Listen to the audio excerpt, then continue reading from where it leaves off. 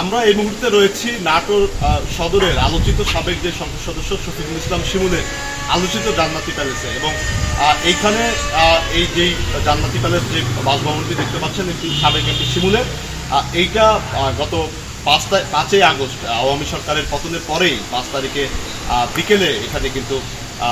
নাটোরের ছাত্র জনতা এই বাড়িটিকে অগ্নিসংযোগ করে এবং একেবারে সম্পূর্ণরূপে বাড়িটি কিন্তু পুড়ে যায় এবং সেইখানে পরদিন কিন্তু এখান থেকে 4 জনের মরদেহও কিন্তু উদ্ধার করা হয়। তো এইটা এই বাড়িটিতে গতকালকেও আবার ছাত্র জনতা, বৈষম্য বিরোধী শিক্ষার্থীরা সহ জাতীয় নাগরিক কমিটির যারা নেতৃবৃন্দ রয়েছেন তারাও কিন্তু কালকে এই বাড়িটিতে তারা এসেছিলেন এবং তারা পুনরায় এখানে আমরা যদি আপনাদেরকে দেখাই যেই গাড়িগুলো রয়েছে এবং বারান্দা এই জায়গাটিতে তারা কালকে আগুন ধরিয়ে দিয়েছিল এবং এটা যেহেতু আগে থেকেই একটি ধ্বংসাবশেষ হয়েছিল এবং এই জায়গাটিতে আবারও আগুন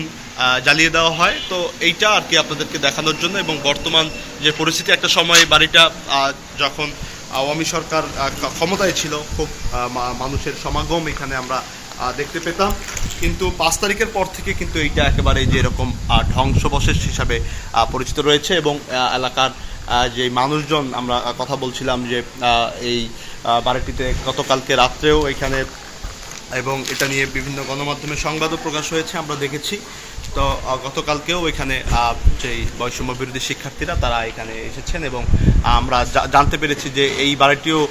বুলডোজার দিয়ে তারা ভাঙচুর করবে এমনটা আমরা জানতে পেরে এখানে এসেছি এবং এখানে এসে যে পরিস্থিতি সেটা আপনাদেরকে দেখানোর চেষ্টা করছি।